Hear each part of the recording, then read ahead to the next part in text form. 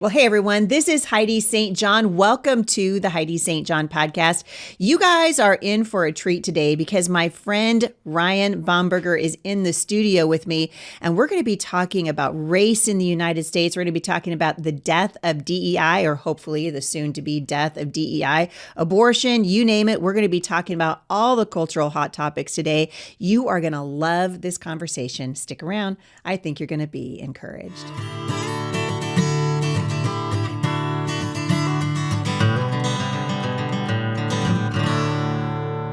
Well, I appreciate you guys tuning in today. I want to let you know a couple things before I jump in with my friend Ryan. I'm going to be out on the road a whole lot in the next couple of months. I hope you guys will come out to see me. I'll be in Missouri. I'm going to be in Florida. I'm going to be in the great state of Kentucky. I'll be all over the place. And you can find my schedule by going to HeidiSt.John.com/events.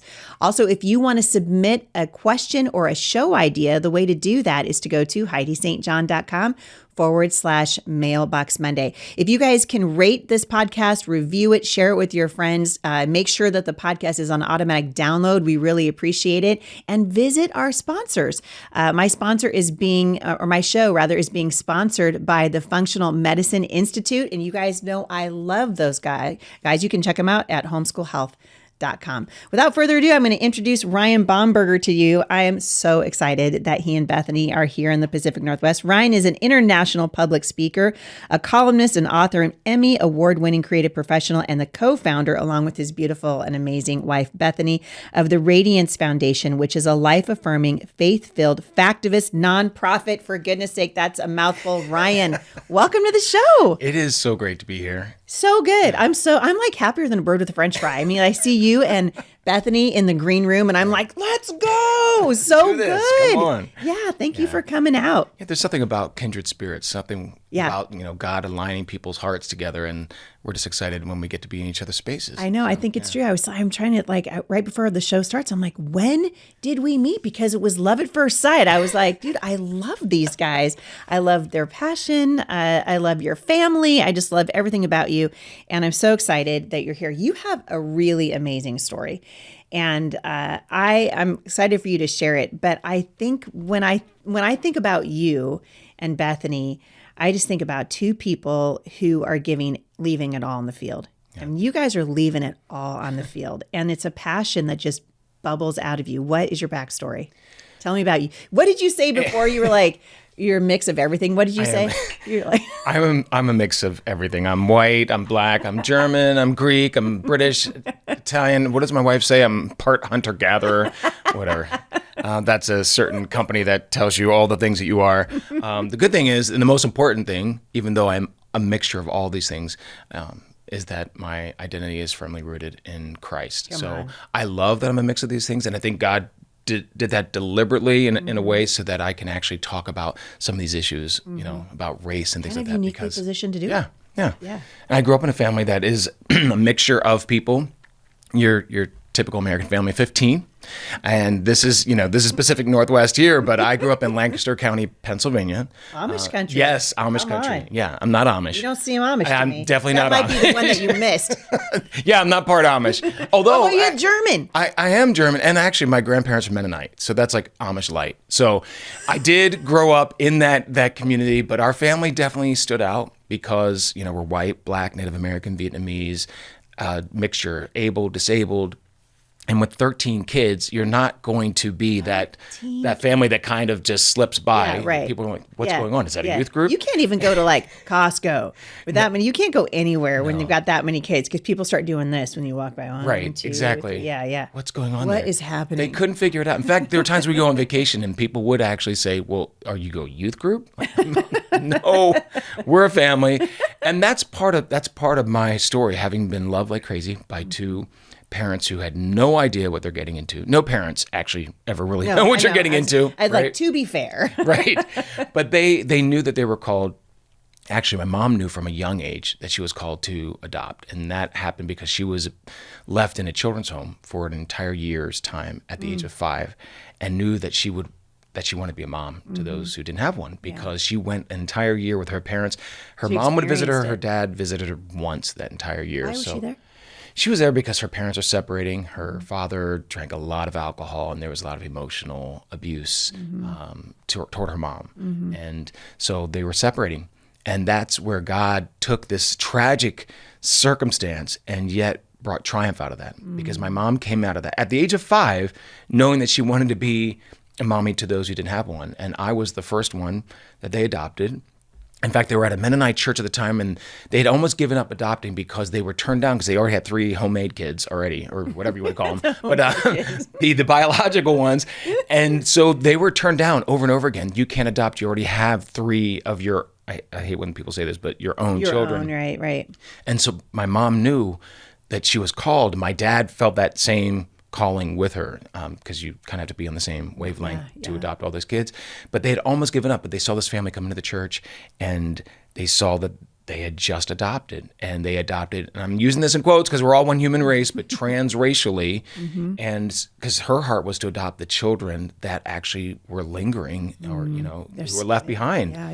And so they found out the information, and through that agency, my parents adopted me, and I am one of those stories, the exception story, the one where we talk about the issue of abortion, and it inevitably gets to that question, well, what about rape? Well, that's me. That's my story. I was conceived in rape, but I was adopted in love. And the vast majority of the people in the pro-choice movement, the pro-abortion movement, and sadly, even some in the pro-life movement would say that your life wasn't worth saving because of the circumstances of your conception. Right. But those circumstances don't change my value, don't change my worth. And I just thank God that I had a birth mom who, I just believe, I don't know, but I just believe that someone had to have spoken hope and life into her because she had other options. How did you find this out about her? Well, the adoption agency gave that information to my parents. And then I later on found out some other information about her, but she was 21 when she had me. Found out actually that I was born, how crazy is this? I was born on her birthday. Wow. Not exactly the best birthday present ever to have to go through that kind of trauma. But I just believe that because someone spoke strength into her, that she was able to be stronger than her circumstances. So here she gives me not only the gift of life, but the gift of adoption. So I grew up in a family of 15. I was the first of 10 kids adopted in the Bomberger family. That is crazy town. Yes, and now the family is like, I don't know, over 80 if we put us all in one room at the same time. But it's just a testament to how God can enable triumph to rise from tragedy all the time. And 2 parents who didn't listen to the naysayers, because we live in a culture and a world that's constantly saying, you can't do this. God's not going to be able to do that. Yeah. There are no limitations. Right. Yeah, we put God in a box all the time. Yeah. So that's my background. Adopted into this family, grew up loved like crazy, and now married to my best friend, love of my life, Bethany Bomberger, and we have 4 kiddos. She is the bomb. Yeah, she is definitely the bomb. And we're, our initials are R&B, and I think God meant that because it's our favorite genre of music, and, well, at least the more godly versions of the R&B. But we love that, and we work so well together.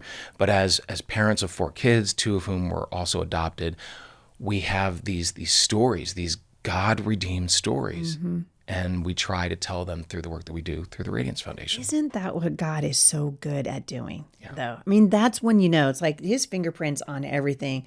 God is the Redeemer. Yeah. Like he redeems things. What Satan means for evil, God's like, oh no, hey, we're gonna turn that around, and I'm gonna use it for good. I'm kind of fascinated that you grew up in Amish country. Because, we're out here in the PNW. We don't really have like interest. Well, that's not entirely true. We do have the Rajneeshis. I don't know if you guys remember the Rajneeshis, but we had those guys out here. We had some weird cults out here, but we don't have like cultures, Right. Well, except for downtown Portland, which maybe could be its own culture. I don't know. But tell me about that a little bit. Because, because what's it like growing up with that many kids in Lancaster? Because I would imagine that would be different than if they had raised you in, the Bronx. Right. Definitely different. I grew up on a farm. And it's funny because as a teenager, actually in grad school, I remember telling friends, I grew up on a farm. We had to milk cows. We had sheep. And they didn't believe, you milked a cow? Like, yes, I did. But it was so normal for us. And it was also really freeing to have, such a large family and so much freedom with, now our farm wasn't that large. I think it was about 13 acres. And there was a lot of freedom there. But the Amish, which are amazing, this whole Anabaptist background. So you got the Amish, you have the Mennonite, and then Brethren in Christ, and it's all tied to the same Anabaptist background. But my grandparents were Mennonite, and I remember growing up going to the church where the men sat on one side and the women sat on the other. They had no musical instruments because apparently they were evil. Right. It's true. They did eventually realize that they're not evil, and so they did bring in They got over instruments. it. But their voices. Did they read it somewhere in the Bible where it said, praise him with the harp? And they were like, we don't have a harp. I guess it's okay.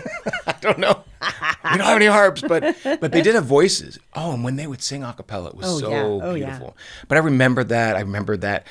Just that my grandparents were incredibly loving. And here you had a community that often didn't understand why my parents were adopting kids who didn't look like them, which that drove me. I mean, that drove my parents crazy when people would say things like, well, they're not the same color as you. Well, didn't realize you had to be the same color to love somebody. Right, yeah. But my grandparents, who initially resisted the idea, it's amazing when something's in the abstract, it's easier to resist. But the moment they first held me, my parents said that, now these are my dad's parents, they had no issue whatsoever. They loved us all equally. I do think, honestly, that I was my grandma's favorite. And then on my mom's side, my mom's mom loved us all too. So there wasn't a barrier there. But it was really interesting growing up in Mennonite culture.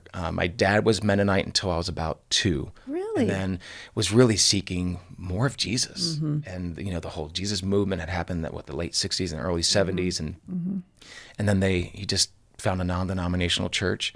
In fact, I remember the first church. Well, if I can talk about this, speaking in tongues. And we had just adopted a sister, one of my sisters from Vietnam, and we thought they were all speaking Vietnamese. We had no idea what was going on. My dad didn't fully explain that whole thing, but it's such a classic They took you down to culture. the Assemblies of God, and you were like, hey, everybody's Vietnamese around here. What's going on? What's good? We literally would turn to my sister and just kind of look at her like, can you explain? Can you translate? And anyway, it was just it was a beautiful culture to live in, really warm people.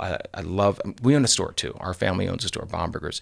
And so we interacted with the Amish all the time. And having so many Mennonite in that community, it was just normal for us. Yeah. It was weird when I first met Mennonites with Southern accents when I moved to Virginia. I'm like, this doesn't compute, because you have this very Dutchy, we call it Dutchy accent. But anyway, I love growing up. I can't imagine growing up in any other kind of situation. Yeah. So amazing. What year were you adopted? Well, I'm going to age myself. You're asking me to age myself. That's right. Okay, well, here it is. All right. What is it? I was adopted, actually, this is interesting. I was born in 1971. That's right, because you and I are about the same age. Yeah. I'm a little older. Oh, really? I would have thought you were younger. Thank you, friend. That's why Ryan and I get along so well. Well, it's hard to kind of tell anymore, but I'm just saying that I was born in 71, but the adoption papers that my parents gave me when I was 18, they said that they had the option. I'm reading the wording. They had the option to return me within a year's time. I had like a year-long refund policy. No. I'm glad they didn't exercise that. That's rough. I'm sure if they had waited till I was older, they probably would have. But so I was united with my parents in 1971. I was adopted on Juneteenth, 1972. Oh, okay. So that's why, like, you see this book right here, Not Equal, that came out on Juneteenth, and it's significant for me because it's not only a day that Americans should celebrate, white, black, and every human between, because all of us coming together caused a liberation movement, the abolition of slavery, but also because I was adopted, and that was a liberation for me. From a situation where I easily could have been aborted, but instead had an incredibly courageous birth mom who gave me the incredible gift of life and adoption. So amazing. Okay, there's so many things I want to talk to you about. And the reason I asked about when you were born is because I had a feeling that we talked about this before, and we were roughly about this. So I was born in 1970. So I have a feeling we're about the same age.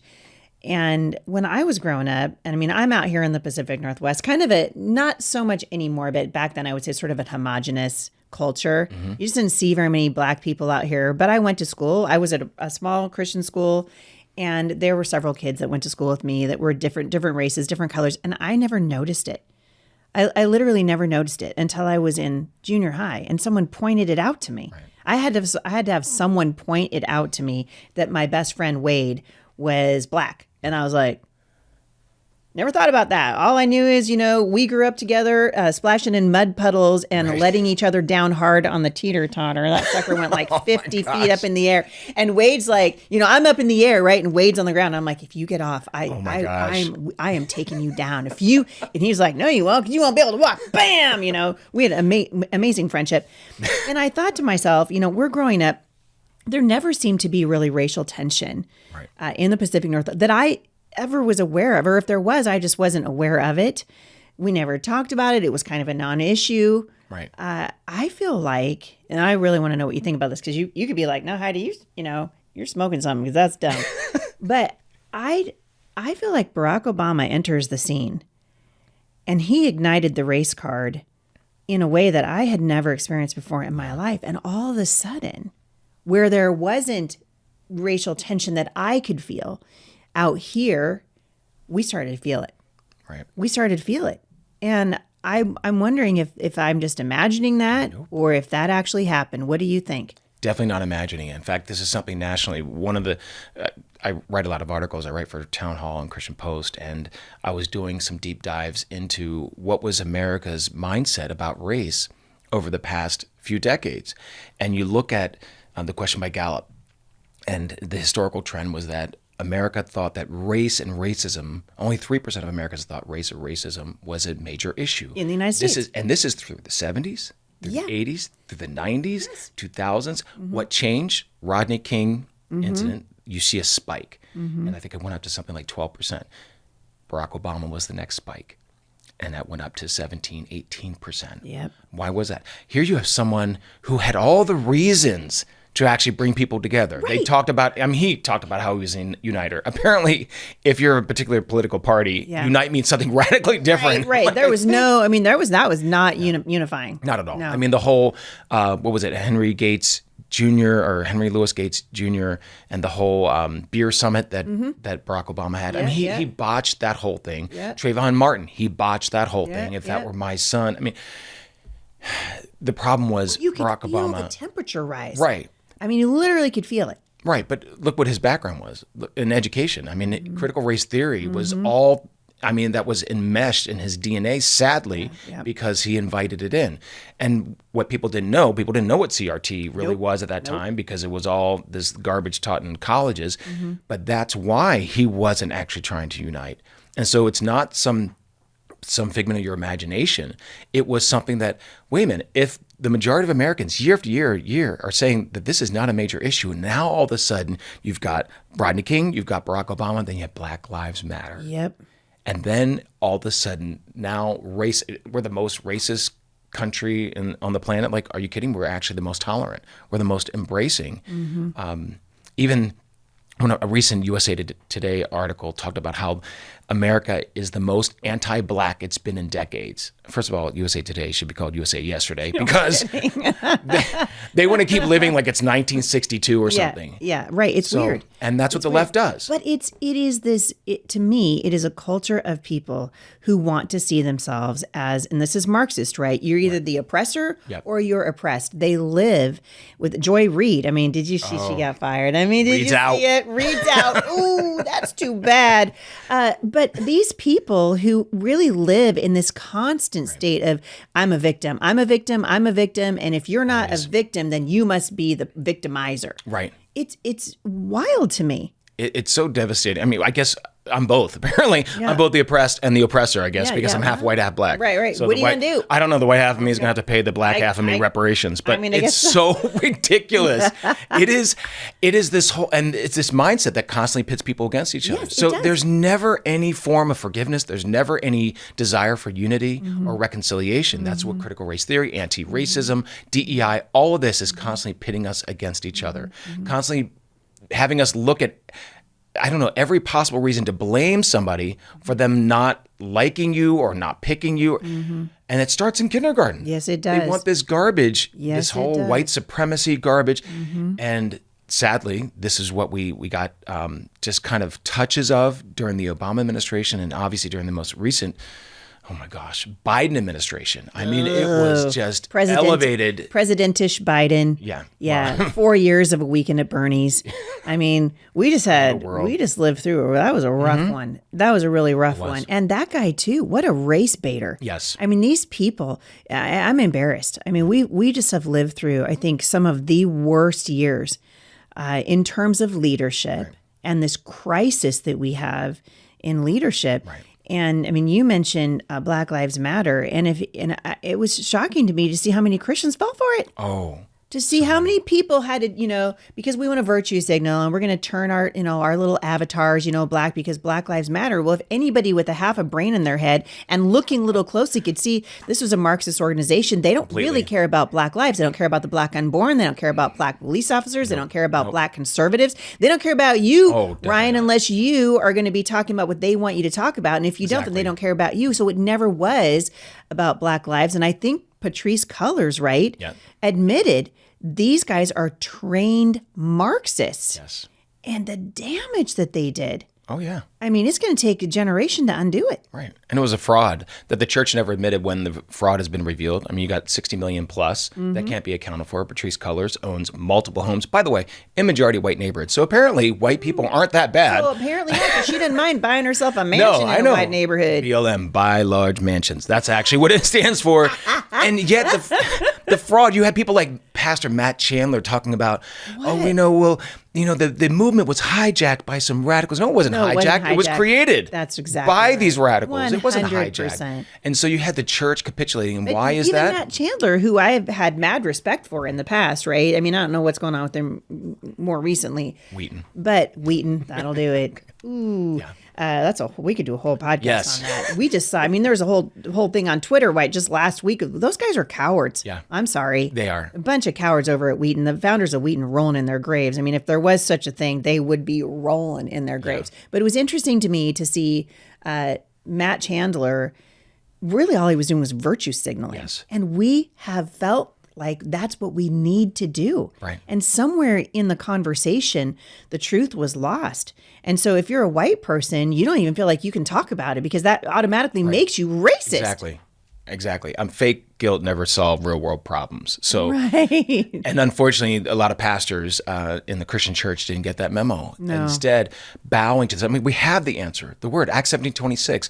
He created us from one blood. He talked about how the only unity that can come is through Christ's love. He is the only unifier. And yet, the church capitulated over and over again. Black Lives Matter. And then you see the rioting, the $2 billion worth of damage. I mean, obviously, in the Pacific Northwest, you saw that in Seattle, saw that in Portland. Right. We had a summer of love here, okay? Yes, it was a lot of love We around had here. a summer of love. It was so much love. We loved each other. We loved each other while the buildings were burning. Right, I was going to say with fire. We loved each other with fire. It was red hot fire. It was interesting to me that the Biden administration prosecuted the J6ers. Yes. But the people that literally burned our federal buildings, in some cases to the ground. I mean, the damage that was done in Portland, Oregon, and Seattle, it's going to take a long, long, long time. I should take you guys down there just for fun. You can still see it. Yeah. And yet those guys got away scot-free because somehow if you're writing for Black Lives Matter and you're writing for, critical race theory and all the things on the alphabet mafia, the LGBT, parentheses, asterisk community. Right. And those guys are down there with a face mask on, which really, Ryan, this is completely off the topic, but I would just like to say I would be totally perfectly happy for Congress to pass a bill saying face masks are illegal unless you can prove that you're actually sick. Right. If you're immunocompromised, you're in the middle of chemotherapy, fine. But these people are hiding behind masks now, because of the virus. Who famously wore masks while committing terrorist acts? I think the KKK. Could it be? Yeah. There's nothing good that comes out of mobs and mobs of people being completely masked and hiding your identity. Yeah, completely insane. And yet here the nation is, I'm sorry, but Barack Obama made us ripe for the picking. Right. And then we had weak leadership after Obama. And then Joe Biden comes in and attempts to put a nail in the coffin of the unity that we have once enjoyed. Ryan, I'm the girl that cries at the national anthem. Right. I love this country. And to see people take a knee, you won't stand for the national anthem. Get out of my country. Right. Get out. Like if it's really, you're going to rewrite the national anthem. Right. Now we can't. We're not one nation under God anymore. Now the blacks have their anthem and the whites have their anthem. Right. And nothing could be more racist than that. Right. And somehow that's happening at football games. Did you see? I keep looking over at Bethany, but did you see Bethany? I'm like, did you see that, Bethany? Did you see that President Trump, one of the very first things he did before the Super Bowl was he got rid of the end racism at the End zones. At the end zones. Did you see that? Yeah. And the left just lost their mind. He wants to get rid of. No, he wants to stop talking about it for the love of all things that's holy. He's saying we actually aren't a racist nation. Right. Which is what they're saying when they put that in the end zones. When they say end racism, what they're really saying is you guys are a bunch of racists. That's what they're saying. Right. I just find it funny. I mean, you got the NFL, 53% or more of NFL players are black. Where the left always wants to live in like the decades and decades. Actually, they can. I was watching basketball with my son yesterday. I was like, wow. Wow, I saw a white man jump. There are plenty of white men who can jump. But what's so crazy is you've got the NFL, you've got these guys who actually prove that America is the place of opportunity. Come on. And didn't who are Barack constantly Obama decrying prove that when he became the president? Yeah, well, LeBron James saying things like, black men are literally hunted down every time they come outside of their homes. Really? That's literally what happens? The paparazzi are hunting you down to take pictures of you, LeBron. Right, but yeah. it's this slave mentality. His life's been so hard. It has been. I mean, he doesn't know. He can't go buy milk right now because he just doesn't have enough money because he's a black man and he can't get a job. And no one hires him and no one likes him. And that's why he's broken poor. Well, I would like to be that broken poor. That would be nice. And if the NBA is a plantation, sign me up for that plantation, okay? Please. I'm so tired of this. And we saw the Super Bowl, this whole Kendrick Lamar halftime show. What was always that? Pretending, well, first of all, it was, I saw so many black Christian leaders, and I will refrain from naming some people, just praising this whole thing, this nonsense that somehow there is a systemic racism that is constantly keeping black people down. Who is dominating the Super Bowl? Playing halftime, and you got Jay-Z with the $50 million contract with the NFL. Mm-hmm. It is such nonsense, and all it does is it further drives us apart. What they should have done, and like I love the song "Lift Every Voice and Sing." It's a beautiful song. Yeah. It was written in 1900, a long time ago when America was radically different. But see, the left never wants to acknowledge that America has changed drastically. So they want to keep going back to the past. And there is only one national anthem. So if you wanted a Black History Month moment, since the Super Bowl was during February, then why didn't you show how much America has changed because of all of us together, changing the nature of who we are? Now it's unifying. That would be unifying. Yeah. But instead, the NFL continually does this whole separation and this self-segregation garbage. And it's a shame. It breaks my heart. Barack Obama started that. And as somebody who's mixed, he should have been a reconciler. Yep. I feel like that's part of my life's mission, to be able to actually bring reconciliation, to be able to talk about, hey, what is the unifier here? It's not our color. It's not our socioeconomic background. Yep. It is Christ. Yep, it's not politics either, because we know politics is a hot mess. Some parties are worse than others. That would be the Democratic Party. That would be the Democratic Party. That would be the party that wants abortion up to the moment of birth. Yes. That would be the party that would say that your life isn't worth anything because you were conceived in rape, right? Yes. That's that party. People say to me the Democrats and Republicans are the same. I'm like, no. Oh, my word. Read the platforms. Read the platform. It's really about platform. And I mean, I ran for Congress. Are there wicked people on the Republican side? Absolutely. But we're talking about platforms. Right. We're talking about, you're always going to be voting for the lesser of two evils. And one of them is clearly evil. Clearly more evil. Clearly evil. One of our presentations to the Ratings Foundation is called God and Government, Tales of Two Parties. And it really just debunks this nonsense where they're trying to say, oh, it's just a uniparty. No, there are significant differences in the parties. You've got a Democratic Party that is actually celebrating the fact that abortion is a leading killer in the Black community. Crazy. I mean, outnumbers the top 15 causes of death combined, and they're celebrating. Well, Margaret Sanger was a eugenicist. Right. I mean, this is a woman who wanted to eradicate blacks off the face of the earth. And apparently when people found out about it, Planned Parenthood was just a little bit embarrassed that they renamed Margaret Sanger Square, for goodness sake. They can rename all they want. For goodness sake. They didn't change their DNA. They can change the name. It doesn't change their DNA. Yeah. And this is the Democratic Party. The Planned Parenthood is basically the abortion arm of the Democratic Party. That's exactly right. And we know how much they love abortion. They pulled an abortion bus up in front of the DNC and they murdered babies out in front of the convention. Right. Shame on those guys. I mean, it was horrifying to watch. It was balloons out in front of it. I mean, they treated it like a circus. Right. It was just, it was awful. It was awful. They don't believe that we're created equal. I mean, that's how the Republican Party started. It started because they believed and still believe we are all created equal. The Democratic Party still does not believe that. And that's why you can have the insane sort of racism in, calling it whatever you want to call it, DEI, anti-racism, CRT. And it's why they embrace abortion, because they have had an anti-human worldview since forever. Yeah. And it's not changed. No, it's shameful. And until people really start talking about this stuff out in the open, right? It's just going to continue to operate in the shadows that way. And it's frustrating. Enter Donald Trump. All right, now things going to get dicey. Because my man Donald Trump, he's in the House. And he's taking a wrecking ball to this stuff. Yes. So, I mean, Donald Trump, not a perfect man by any stretch of the imagination. I know him personally, but I have mad respect for this guy. And now, I mean, he's literally an icon. Now, I don't think there's ever been a political figure like him, and there probably never will be again. I mean, he's his own kind of guy. Yes. But he's really taking a wrecking ball to DEI. What's your take on what the Trump administration is doing when it comes to diversity, equity, and inclusion, which is really just and a return to a meritocracy, right? So that's really what he wants, a return to a meritocracy. What's your take? Are you I love it. I love it too. I love it.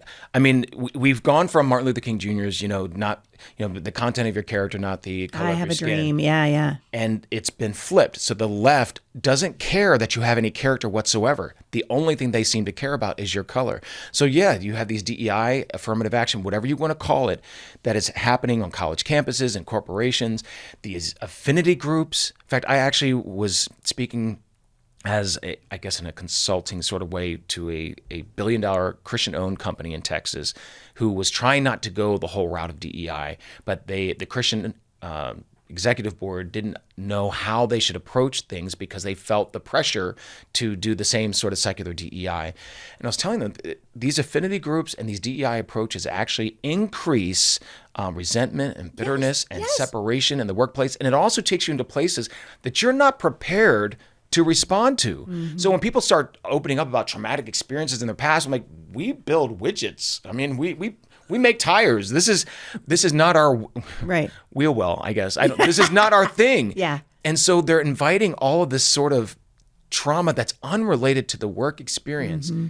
And they're not able to handle this because that's not what they should be doing. So I love that Trump is doing this from, as far as federal agencies. Mm-hmm. It never should have happened. When you have FEMA saying that they're not going to help people because they're going to help the more marginalized. I mean, who's more marginalized than someone who's suffering because of a natural disaster? Come on. It's total nonsense. Yeah, it's garbage. It's racist. And I am glad they are clearing house because the left cannot get enough of its racism. I don't care what they call it. I don't care what euphemism they want to add to it. Mm-hmm. It is toxic. It is. And Trump is, I mean, I love this second term.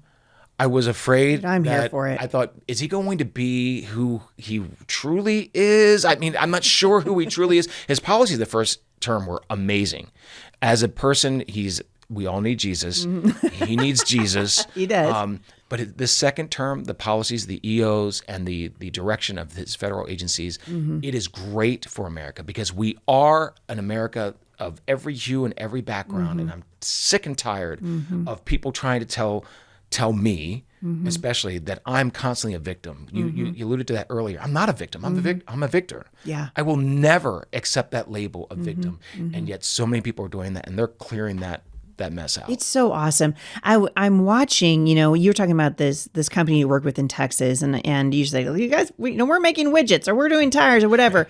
We're not a counseling firm. Right. Like, that's not what we're here. We're not here to actually do that. But I got to thinking about the fact that what this really is, and at least to me, and again, I want to hear what you think about this. I think we're just having a massive identity crisis. And we're grasping for anything that we can hang on to. If we don't find our identity in Christ, if I don't find my identity in Christ, then my identity becomes Heidi St. John grew up as a child of an abuser. Then my identity becomes all the failures that I've had, because now I'm trying to get anybody pay attention to me because these are the hard things that have happened to me. Once my identity becomes rooted in Christ and I realize that I am more than a conqueror through him who loved me, I get to love you, Ryan, because he loves me. Right. What if we can't find our identity, this is where the church needs to step it up, right? Because to me, this is an identity crisis. And the LGBTQIA parentheses asterisk, mafia community, they're in an identity crisis. Transgenderism, that's an identity crisis. Then we have to identify ourselves because of the color of our skin. It's the melanin in our, are you serious right now? That's an identity crisis. I see this so much as we're struggling with identity. And unless and until the church grabs a hold of that, we're going to continue to go back to the cesspool of DEI and racism and the 1619 Project and all those things. Oh my gosh, that's I call Hulu put out that whole 1619 Project, a documentary series, but I call it a crockumentary. It is the most, it's such garbage. Such garbage. Going to that whole identity thing, the Nicole Hannah-Jones, who is the journalist, the Pulitzer Prize winning journalist who I'm putting that in quotes because it's not journalism. It's propaganda. It's straight up propaganda. But what I find interesting in the first of that series on Hulu, she's talking about, blackness, and it's all about black. And she's black, but she's mixed actually. She has a black father and a white mother, but guess who never shows up in her documentary or is never mentioned? The white mother, because identity in color is far more important than who she actually is. She's part her dad, part her mother. But because color is elevated above everything. In fact, the shirt I'm wearing, I don't know if the shirt I'm wearing says Christ before color. I love it. And that to me is everything, because I remember in college, I struggled so much with friends of mine who were trying to say, well, you hang out with the beautiful people. And I'm like, I hang out with anybody. I grew up in a mixed sort of environment. You're like, you must have missed the memo on the Bomberger family. Yeah, but it just drove me crazy, this sort of self-segregation. I did not identify myself as color. Now, I'm not saying be colorblind, because God created color for us to enjoy and to celebrate, but he never created it for us to separate ourselves by it. Right. And yet, this is that's what happened in college. But this is one thing that happened in that confusion. I started adopting the anger of the experiences of some of my friends that I didn't have. Those weren't my experiences. And that's kind of the same thing, the whole, we're going to turn our Instagram, profile black, and because we're identifying with, you're not identifying with, and churches that don't understand that when you if you don't first identify with Christ, then everything you're going to do is going to fall apart, because he is the only equalizer. I mean, we know in Galatians, there's neither Greek nor Jew. There's a reason, male nor female, not meaning that they're, don't get that twisted, people.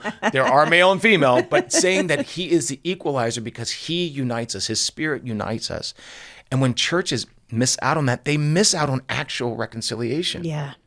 They miss out on actual healing and liberation for people who so desperately want to be set free from sexual confusion, from identifying constantly, this whole trauma thing. This is the other thing that drives me crazy about our culture that almost worships trauma. I'm telling you, I've been talking about this. It is, keep going. No. Dude, the trauma thing, I'm telling you what, it makes me mad. Yeah. It really makes me mad. And we're seeing there's a phenomenon happening in the homeschool community right now where kids are ghosting their parents. Yep. They're desperate to find something about their childhood that was just traumatic and was awful. And my homeschool parents raised me and I didn't get to go to prom. Trauma. I was traumatized. And I'm hearing from parents. I mean, Ryan, the stories are breaking my heart. Really good parents, not perfect parents, because you ain't gonna find any. None of us are. I mean, none of us are perfect parents. I can look back and I'm just waiting for the therapy bills to come rolling in. I have 7 kids; it can stack up fast. But I know that I did the best I could before the Lord, and I know that I did not injure my children. Did I make mistakes? Yes. Did I say things I wished I hadn't said? Yes. But what we're seeing is these kids that they worship the label. Again, it goes back to identity. Completely. If they can't find something, they want a peg to hang it on. This is notice me. I got to stand out in an age of Instagram and and AI and Twitter and social media. And so I guess if I build my life on trauma, if trauma is the peg, Then you see all these Christians deconstructing their faith and homeschoolers ghosting their parents. It goes back to this same crisis in identity. Right. Because victimhood is potent. Yeah. And it does set you apart, and it gets you the attention, which is why we're seeing that whole Jazz thing. Jennings. Yes, you see that whole social contagion of kids identify as transgender because this is like the go-to. Doesn't matter what the issue is, it's the go-to. And in cases of trauma, which, I mean, I have siblings, 9 other siblings who were adopted, and some of them went through some really horrific things. I've experienced some Actual things trauma. actual trauma. Yeah. But see, this is my whole take on trauma, because in the adoption movement, they're constantly talking about this trauma. Well, trauma should be a reference point, not a resting place. Yes. And so, not an identity, something that you assume. Exactly. Yeah. Because we believe, especially as Christians, that we're new creations. Come on. You're not constantly wearing the cloak of this pain and this suffering. Now, you can address, it's part of your story that you can address it, but you're addressing it from a point at which you've been set free or are continuing on that healing journey. But that's not what our culture wants. Our culture wants us to remain in that trauma. Satan wants us to remain in that trauma. Yeah. Because it's the you self-pity and it's Satan. because then you can blame God for everything. You can blame your parents for everything. You can, divorce your parents, if you will, because they voted for the wrong person. We can't have that. Heaven forbid. Heaven forbid. We've had some of that in our family too. It's tough, and it's happening more and more. And I'm thinking, I've been observing this now for probably 5 years for sure. And every week I'm getting ready to go. Starting this coming weekend, I'll be on the road, every weekend for a long time. And I know, I'm kind of getting my heart ready for it. I know I'm going to meet parents who are going to come up to me, sobbing their guts out, and they're going to say, my kid doesn't talk to me anymore. Right. Because, I voted for Trump. Or because, I know parents who have written homeschool curriculum and their kids have come back and been like, I'm embarrassed, take my name out of that book. Right. That was traumatic for me. And I'm like, man, how do we get out of that, Rye? I mean, we have to acknowledge what is true, and when we don't do that, I mean, you have kids who separated because of Black Lives Matter. You had friendships severed because of politicians. Politicians don't, I mean, in the end, they don't care about you specifically. Nope. Politics itself doesn't care about you. No. It will keep on moving on, even though you've allowed the devastation in your family. Politics will ruin your life. Politics make your life really hard. Right. But they don't care if you're talking to your parents. Right. Politics couldn't care less about whether or not you can have a sit-down meal with your family. Right. Yeah. And that's the shame of it. And if we don't get a hold of what's true and who actually does love us, and that family is worth fighting for, these temporal things like social movements and elections, those are all very temporary things. But yet we live in a culture that gets so caught up. And of course, you've got social media that amplifies I wish so social media would much go of this. away. I know. I really I do. love it and I hate it. I know. Only because I'm more hating it. I feel like the golden age of like Facebook and stuff is kind of over. Right. Well, because now, I mean, you can't, like, if you like the Heidi St. John podcast, you got to hire people to keep up your social media for you, because it's like this fire that just needs to be fed. And if it doesn't get fed, then you don't get advertisers and blah, blah, blah, blah, blah. And we got kids who are literally living and dying based on what they see on social media. And that's why I'm glad that we've kept our kids off of social media for years and years. And our oldest daughter, till she was 18. And there's a reason for that. So smart, though. When I said earlier about our family, things happen. I meant my extended family, not in our immediate family. Our oldest is 20. She's at Liberty, studying to be a teacher like her mama. Liberty. And yes, that place right there, without the insurance. But it's really, as a parent of 4 children, trying to navigate through these things, like, you've got a social media that wants to separate. I mean, that's what, going back to Marxism, it's exactly what Marxists do. They have to separate the parent and the child relationship. That's why we see that in public schools, because that's what they do. Once they can separate the child, create this distrust of the parent, which we're seeing. We're in Loudoun County public school system. Yep. Boy. Our kids aren't, because we homeschool them. Yeah. But that is what always driving that wedge. Yeah. Right. Yeah. Absolutely true. Have you ever seen? I'm gapping just a little bit, but I didn't want to forget. You were talking about, different shades, skin color, whatever. Have you ever heard Ken Ham talk about this? It's great. Ken Ham's like, you guys think I'm white, don't you? He likes, so you guys think I'm a white guy with an Australian accent. And then he picks up a piece of white copy paper and he just puts it up next to his skin. And he goes, now what color am I? Right. Because it turns out I'm just on the continuum. Right. And you keep going on the continuum and pretty soon I'm going to be brown. Right. You know, and I loved it because I was like, there really is no white and there really is no black. We're all just shades on a continuum, this beautiful continuum that God made, and it should be celebrated. I love what you said. We don't need to be colorblind. What we need to be able to do is celebrate the beauty that God did when he said, I'm going to make you in my image, and you're going to be a little bit darker, and you're going to be a little bit lighter. I mean, I'm a little jealous of the color of your skin, because Heidi St. John go out into the sunshine, and all that happens to me is I burn. Yeah, it's really annoying. You're around people. It's awful. I know. Yeah. My sister married a Filipino a long time, and my nieces, it's awful. Like, I'm so jealous. I'm just like, why? Like, you guys go out to lunch with your Aunt Heidi, and you look beautiful and tanned and bronzed, and I'm just like, bring me the organic sunscreen, because I'm probably going to die from cancer. You know. Did you see Am I Racist? Am I Racist? Oh, Matt Walsh. Yes, I did. See it? Yes, we did. What did you think? I love that Matt Walsh is willing to go into these places and just illuminate the ridiculousness of all of it. Yeah. I loved it. I will say that I kind of wish it was a little bit more about Matt, and it could have gone to areas where it could have illuminated even better some of the ridiculousness of the situations.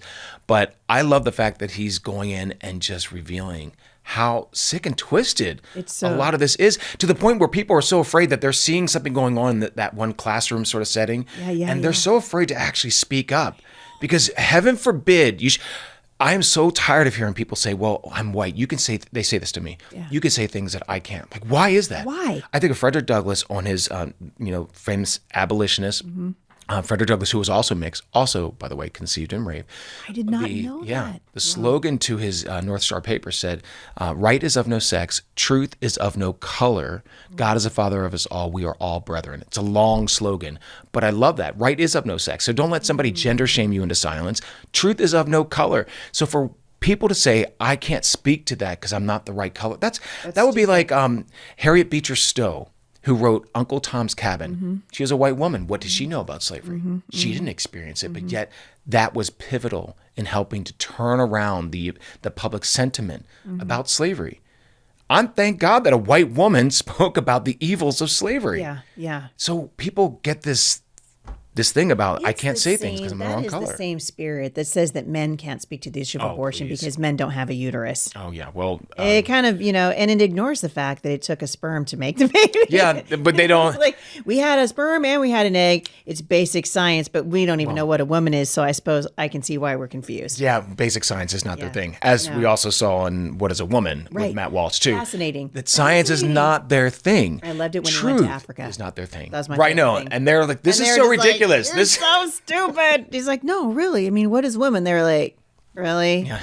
Like, you're asking that stupid question. But I think he was highlighting how completely stupid it is, and racism is stupid. I mean, I spent a lot of Am I Racist just kind of like sitting in my chair, like, it's so cringeworthy. Like a lot of it. Like at the dinner. Like, and if I watched, we were. What was it? Bethany and I were white women, like white fragility or whatever the heck it was, and they were all at dinner.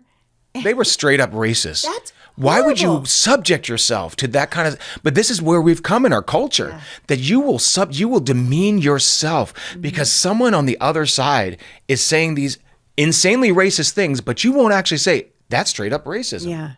Yeah. White people think. I mean, recently someone posted. She's a politician from the state of Massachusetts, who was just saying white people, you're naturally inclined to prejudice, that you aren't emotionally or intellectually mature enough.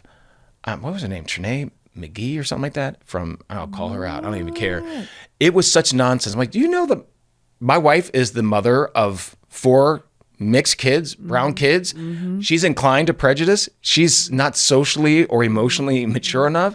It's so ridiculous because they elevate themselves. These the ones, when I say these people, I'm talking about the anti-racist, CRT loving, BLM loving people who elevate themselves to this state of deity almost, that you cannot challenge me. It's a religion. And yet, then the people just bow to. I'm like, how do you sit? I would be like, I'm out, dude. Well, I wouldn't have shown up in the first place. I'm serious. I was listening to that. I'm like, this is. I mean, how?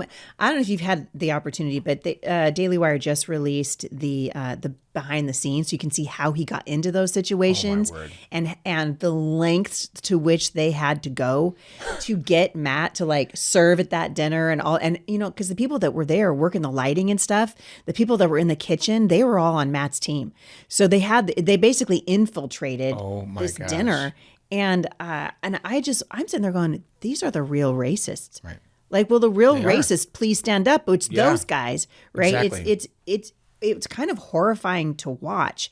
And as I was processing this, sort of with my kids and talking about identity and the way that the world has shifted, I do think that I hope it's reached an apex. Do you think so? I mean, I hope we've reached like the tipping point of, because with Barack Obama and Trayvon Martin and all, George Floyd. I mean, for goodness sake, George Floyd. They're putting monuments up for George Floyd. I mean, like the guy was a criminal and a drug addict and what in the world? And I'm like, but I think. Am I right? Or there is a cultural shift. I mean, the shame is that, there's a petition now to get Thomas Sowell, who's the, renowned economist and sociologist, one of the best writers I've ever read from. I heard amazing. about him through Candace Owens. Yeah. Which I don't know what's going on with I don't Candace know. Owens. Some people just, in the beginning of their walk with the Lord, trip and fall. I think she done tripped and fell and bumped her head. What is what is happening? I'm not sure. She's so brilliant. She is brilliant, but this goes back to brilliant, everything. But I'm just like, what's happening to you? What is happening? Objective truth is important, and that's what Matt illuminates in those documentaries. That's what we try to do in our work. What you try to do, what Bethany and I do in our team, the Ratings Foundation, always trying to illuminate that there is objective truth, and what happens when we veer away from that. I mean, everything falls to disorder. Well, truth is a hill worth dying on. Right. I mean, truth is a hill worth dying on. Too many Christians don't care, though. They want to sip their coffee and be comfortable. And they're the few. That's why there will always be a remnant. And so we're honored to be the remnant with people like you, and to say this isn't right. To be alive. I mean, on our flight here, some guy tried to call me out. And called me out because he was a peeping Tom, I guess, looking at my computer screen. And then he said, "Oh, well, what does it feel like to have a fragile worldview?" And I didn't know what he was talking about. Are you serious now? That did not happen on your way out here. It did happen. Then he went on to say that, He asked you what it was like to have a fragile worldview? Yes. Was he sitting next to you? He was sitting one row behind. Stop it right now. So that was really interesting and not really the place to have an argument on the plane. And it was barreling through the sky. I know, like 35,000 feet. And this guy's like, oh, pick a fight with you. Yeah, I'm like, okay, fragile. Well, I didn't really understand what was happening. I thought he was just trying to strike up a conversation. I'm like, what do you mean by that? He goes, oh, you must have a really fragile worldview. I've been looking at the stuff on your screen with the girls' sports. I said, oh, so you think guys should compete against girls? Well, I just think it doesn't matter. It shouldn't matter. Sports don't matter. Institutions don't matter. I'm like, well, it matters to the girls who are being displaced and having their scholarships stolen. Right. To the 900 plus. Yes. 900 plus medals that have been lost in 26 different women's sports. That's from the UN. That's from the United Nations, which isn't exactly friendly to... Did you see the news today, dude? That the United States has officially filed to withdraw from the United Nations. Let's go. Okay, that kind of took my breath away. I'm here for it. What? Let's go. Let's take that funding along too, because the United Nations can't USAID, United Nations, these corrupt, evil institutions pushing globalism and global racism and anti-Americanism, all across worldwide. the globe. Yeah. Okay, I still can't believe that guy challenged you on the plane. Was this like a connection to Portland? When it was? I knew it. I mean, I knew. I'm like, I'm going to Portland. I mean, I'm expecting something. I'm surprised there wasn't just, I don't know, some glitter thrown at me and whatever else. But I mean, he's in these overalls, and it was just an interesting sort of exchange. I was trying to. Well, see, once you get me started, I was like, he did not know who he was messing with. But I didn't want to have a heated thing. I was just really taken aback by the comments and that you really wanted to start some sort of tiff on the plane. Okay. In a tin can, of I which know. there is no easy escape. There's not. And everyone else was quiet. And my wife was encouraging me not to continue anything. I'm like, I'm good. Bethany was I'm like, good. look at the weather. Look at the weather. We're going to go see our friend Heidi. That's going to be so fun. She is the peacemaker, but she's also as strong as Dude, as your woman is a fire-breathing nails. dragon. She really is. Yeah. Love her It's like one of the crazy. reasons I love her. It's one of the reasons I love her. I was in a restaurant in downtown Vancouver the other day. And, standing in the restroom in a line, and this lady said, "Oh, I love your bag." And I said, "Thank you very much. I got it from Portland Leather." And she's like, "Oh, you're from Portland?" I said, "Well, no, I said I don't live in Portland anymore. I was born there and I escaped to Vancouver some like 30 years ago." And I said, "Where are you from?" And she goes, "Oh, I'm from Southern California." And I said, "Oh, I love Southern California. If you guys could just get your politics straight." And she lost her mind on me right there in the restroom. I don't think I told that to Melissa yet. She was like, "We love our politics in Southern California. Thank you very much." And I was like, Wow. "Have a nice day." And no sense of humor either. I know. What is wrong with people who don't have a sense of humor? I walked out of the restroom and I told Jay, I was like, I just triggered a leftist in the restroom right now. I just triggered a leftist. I mean, all you got to do is just say, politics. And they're like, No! Well, see, my wife would say that's some demons manifesting. That literally is what happens because it doesn't make sense to the natural. Like, No. why is your reaction so disproportionate to the simple little statement I just made? or you could have said, people say things to me all the time that I Right. disagree with. And I'll be like, that'd be a really interesting conversation to have. But I would Exactly. never say, I'm burning your house down! I just wouldn't do it. I just thought, wow, my goodness. And I don't even think she'd had a margarita. I mean, Right. I could be wrong. But it was just interesting to me because it really is demonic. It is. Like this, you're going to try to convince me that everything that's happening in California right now is on the up and up. Oh my God. It's on the up and up. I mean, you guys are just doing so great in California. Right. Now, listen, I love California. I mean, I know why people live there. It's beautiful. beautiful. The Yes. weather is phenomenal. Every time I get to go to my friend Jack Hibbs' church or go to see, Rob McCoy, I'm always like, last time they took me to San Clemente, I told you, I'm like, we could live here. And he was like, no, it's California. Just slap, slap, slap, slap, slap. And I'm like, we live in Washington. So it's not like we'd be escaping political persecution. We would Right. just be in a warmer climate, you know? But it's just like, it's lovely here. And Jay was just like, slap, slap, slap, slap. Remember where you are. What's wrong with you, woman? It is crazy. I mean, even after all this, even after these tragic fires, the house fires, because Yeah. of the total incompetence of one particular super party, and that's why they have a 100%. supermajority, people will still go back. And this is kind of, it's almost like a spiritual allegory because people will continue to go back to the slop. They'll continue to go back to the brokenness. Yep. And it doesn't make sense in the natural unless you're looking through, the breakthrough filter of Christ. Right. And that's why, when you talk about politics with somebody, sometimes there's such a spiritual blindness. They don't see it. They don't hear it. They don't receive it. But that's why we keep trying. That's why we keep trying through the different things we do through the Radiance Foundation. I speak on some of these college campuses. Oh my gosh. yeah. I've been smoke bombed out of, that was UT Austin. It was Austin. Oh, wow. So that makes sense. Keep Austin weird. They're definitely great at keeping it They're weird. working at it. They're working at it. But I just never thought, having gone to college, I went to a Christian college, I just didn't realize how much students are being taught to fear and not to think. And that's going back to you mentioned Wheaton earlier. Wheaton's embroiled in this whole poor thing. Wheaton. They congratulated an alum and for his He appointment got appointed to the Trump administration, and then they got pounded, and Right. then they just run away.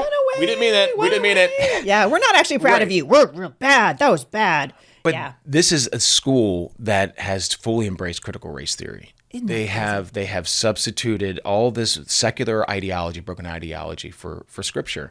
And this is what's happening on campuses around the country, Christian campuses, caving. And so that's why we do what we do, because our campuses need more truth, Yeah, they not do. less truth. Yeah. And we need more people being willing to be You gotta be courageous. bold. Yep. Go out there and be courageous because your obedience to God can help set somebody free. Come on. So that's why It's we're so good. You call yourself, you're into factivism. Yes. I love that. Okay, so for those of you who have never seen the t-shirts from the Radiance Foundation, you are a graphic arts genius. And all of your stuff, I've been in your house and I have shopped in the Bomberger In fact, I was just wearing my "Don't Erase Women" shirt. Nice. Listen, I love to wear your shirts in the Portland airport. That's my actual favorite thing to do. I can like trigger so many people with one shirt. I can trigger like 15 people. It's like a factivism machine gun. Right. And they're just like, Exactly. what do we do? But you, what do you mean when you say factivist? Because you said more factivism, less activism, and I was like, bam, it's good. What do you mean? Look, we live in a country that's all about these social movements. And as Christians, it's not enough just to let emotions drive us. Emotions don't set us free. Truth does. Facts don't care about your feelings. Well, they don't. And we should be caring about the fact that so many of us don't know the context to issues. So as a factivist, I want to know the context of something so I get that clarity. And then with clarity comes, I think, responsible compassion. Because you get this that's where you get the fake guilt from, because they don't know the context of an issue. Oh, is, police brutality, is that really the leading cause of death among black people? No, it isn't. No. I mean, Planned Parenthood kills in one day more black people than police are accused of killing in an entire year. Yeah. So, I mean, this is why, as a factivist, I'm a creative. As you mentioned, but I also love doing the extensive research. Yeah. So what we do through the Ratings Foundation is that we bring context to these issues because we want to bring clarity. Christians should crave clarity, but that's not an easy pursuit because you have so many people who are content with being ignorant. It's frustrating. In the church, especially. Well, I mean, truly, if you think about this, I mean, the schools have accomplished what they set out to do, which was to create generations of people who don't think for themselves. Right. This is why when Father Fauci, the high priest of the Branch Covidians, came in with his here's your sticker on the floor, and every 6 feet, I'm serious. 3 feet. Right. You want to trigger Heidi St. John? If I see people still have those stickers on the floor, I'm like, they're still around. In the walls, in the bathrooms. What in the world? And you know what? He was like, and then they came out later and he's like, yeah, we just made that up. We just made it up. We knew that. Some of us did. Yeah, some of us did. But I'll tell you what, it was astonishing to me, during the whole scamdemic, that you walk through the grocery store and people are literally standing on dots and they don't even know why they're doing it. Why are you doing it? Yes. There it is, the sheeple. And that's kind of my point. The education system has created lazy thinkers. Right. We don't want to think for ourselves anymore. And the schools don't teach you how to think. They teach you what to think. And we like, as it turns out, to be told what to think, which is why people stood on those stupid dots and screamed at each other over who's going to stand in line to get a ribeye first. I mean, truly. We lived through that. Your mask. I can see your lip. Oh, no. Oh, my gosh. I got screamed at the very worst I've ever been screamed at in my life by a human being not related to me, in the Portland airport, because I had my mask down. I hated that thing. Oh my gosh. Hated that. Everybody who's listening to my show for any length of time now, I think I might have been one of the first people publicly to come out and go, I smell a rat. Right. Something's wrong. I'm not going to wear that stupid thing. Me and my friend Rick Green, he almost got kicked off of a United flight. This lady just lost her mind on me. She was like, you're killing people. And my poor husband was just like, I could just see the temperature kind of rising. His cheeks are turning red. And it was crazy to me. And why? Why? Because we'd been told what to think and no one did their own homework. It's so much easier to control people who don't think for themselves. Yeah. And we saw that play out in such tragic ways during COVID. Man. We see that when it comes to issues of race, because you get people fearful of being called a racist. I remember I was asked at a conference once, well, what do you do? People will call you in the workplace. They're going to call you racist. They're going to call you this or that. And I said, get a spine. Who cares? Honestly, I've been called. Life's tough. Get a helmet. It is. I mean, I love it. Candace Owen. That was awesome. But I mean, people come back people to us, call Candace. Me Uncle Tom over and over again. I'm like, well, you're so. I don't say this to their faces, but they're so ignorant that they don't even understand the whole narrative of Uncle Tom. You're calling me an Uncle Tom, the guy who was willing to give up his life so that others could be set free? Oh, heck yeah. Yeah, I'll take it. I'm an Uncle Tom for life. Mm-hmm. But people feel like, oh, I get to shut you down. I'm going to call you racist. I'm going to call you misogynist. I'm going to call you anti-this. We love our labels. It's so ridiculous. Well, for someone who's looking for identity, a person who's not secure in their identity is really easy to slap a label on. Right. Right? You can slap a label on somebody who's fishing around for an identity, who doesn't know who they are in Christ, or they don't even know their own gender. They're confused about it. I love to tell women, like, this is so important. When we understand who we are, when I understand that I have been saved by the King of Kings and the Lord of Lords, that he loves me. He loves me. The Bible says he literally rejoices over us with singing. Yeah. When the Lord of Heaven's armies, when you said, Jesus, I love you. I accept your word as fact. I believe that you love me and you sent your son. God, thank you for Jesus. When the moment that I accepted Jesus as my Lord and Savior, the Lord of Lords, the King of Kings, the Lord of Heaven's armies put a label on me, and I wear the label redeemed. Yeah. And the minute you wear that label redeemed, nobody else can relabel you. It's powerful stuff. It's identity where it should be found. Yes. And the weight of those labels. Oh my gosh. Yeah. When you wear all those false labels. Yeah. It's crushing. That's oppression. Yes. So we want to talk about the oppressed and the oppressor. Mm-hmm. The oppressor is the devil. Yeah. And he is oppressing us by getting us to actually add on this weight to come ourselves. On. That's why I'm not this hyphenated, this, and this, and this. That whole concept of, like with critical race theory or with critical theory, intersectionality. I hate that word. You're all these things except for the one thing that you actually are. You should dress up like a Scotsman just for fun. See how many of those intersectionality people you can just they'll start having to what's going on develop here? A twitch. You stole that. You stole that. You put that kilt back right now. Yeah, well, Bethany'd be like, no, don't do that. He looked real good in that. He looked real good. My man can wear a kilt. Yeah. I love his legs. I mean, I'm part Asian too. Come on. I'm part Asian, and I'm more Native American than Elizabeth Warren. So let's go. Let's go. I'm doing it. Cultural appropriation. Here I come. I mean, and it's so ridiculous that people get so caught up about that. I thought that's the beauty of the world that we live in, that there are wonderful ways of paying tribute to different cultures. Come on. But not to say, we love our salsa. Oh, my word. I'm going to make myself some salsa. I'm going to do some cultural appropriation. Yes, why not? Cultural appropriation 101, a little guac on the side. Come on. Right? That's why I love America. We're supposed to be able to enjoy each other. Yes. And instead, we've lost our identity and we're scraping around trying to steal other people's identities from them. And Jesus is just like, dude, come on, you guys are making a mess out of things. We spend a lot of time making a mess out of things. Tell us a little bit about your book, and then really quickly, because Bethany's in it, we're going to do a show with you and your lovely bride. But tell us a little bit about Not Equal. Not Equal was a book born out of one of the most surreal experiences I've ever gone through in my life. It was when the NAACP sued us because I wrote an op-ed. And I called it the National Association. The NAACP sued you. You can't make this stuff up. Me. Hello, brown guy. Exercising one of my most basic civil rights, free speech. Yeah. So in that op-ed, they don't like I called them out. Well, they don't like that at all. They don't. It's a National Association like free speech as long as it doesn't disagree with their speech. Well, exactly. And they're actually, sorry, sound guy. I keep hitting this microphone. Sorry, Dave. But they don't like free speech actually. In a lot of instances, in fact, they're the ones who are advocating Facebook to suppress free speech. That's right. Because black people want can't men and think women's through posts enough. It's so infantilizing. I couldn't believe the NAACP stood there. But anyway, I entitled the article, "The National Association for the Abortion of Colored People." And let's just say they didn't like it. So they sued me. They sued the Radiance Foundation. Wait. Stop. The National Association for the Abortion of Colored People. Uh-huh. I remember in court. That was a little gutsy. Oh, well, when you're a factivist and you grow up in a family of 13 and I don't know. There's some factivism for it. The NAACP is like, what? We don't. We do that. We got to shut that guy up. Well, they tried, and that's what they thought when they sent that cease and desist letter. I'll never forget when Bethany came upstairs and said, "Oh my gosh, what are we going to do about this?" And I was like, "This is awesome. This is awesome."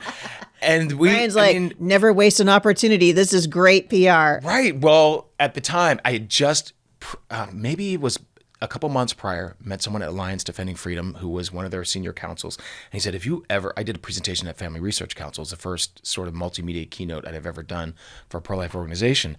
And he handed me his card. He said, if you ever need us, just call. You're like, sure enough. I'm like, Steve, it was Steve Aiden, actually, who now. Oh, yeah. Yeah. So we contacted them, and I think it was within an hour or two, they got back to us. And of course, they were going to defend us. But this book was born out of being in federal court for 2 years.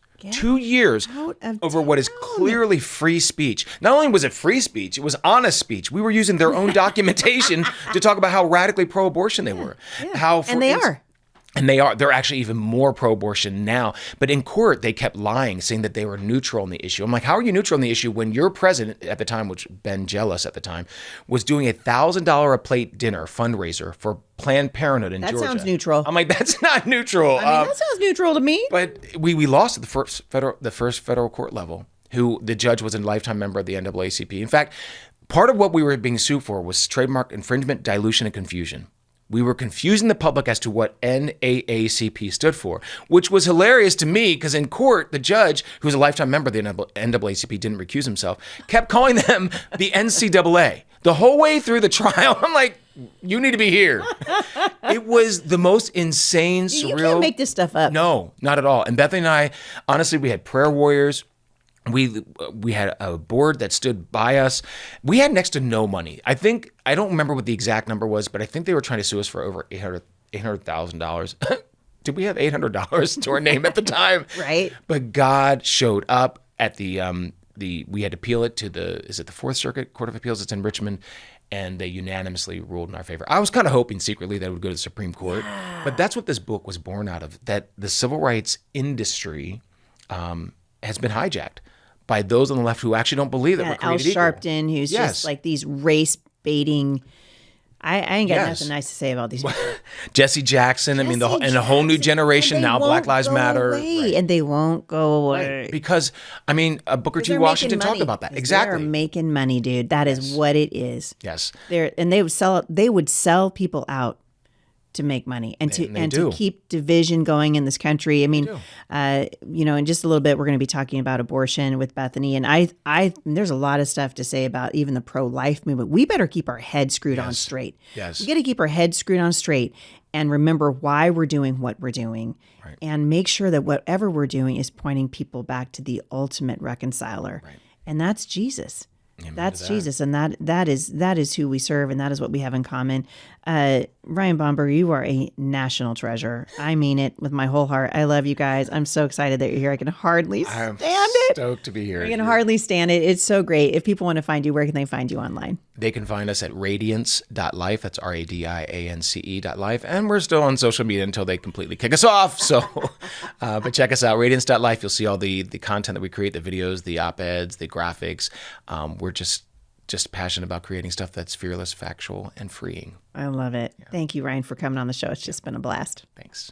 All right, you guys, I'm out of time for today. I hope you've been as encouraged and fired up as I am. You guys, listen, this is your life. Show up for it. Ask the Lord, what do you want me to do? You were born for this time in human history. When you come before the Father in prayer today, ask him, Lord, what would you have me do? God's got something for you to do. Get off the bench, get onto the battlefield. Thank you guys so much for tuning in today, and I'll see you right back here again at the intersection of faith and culture.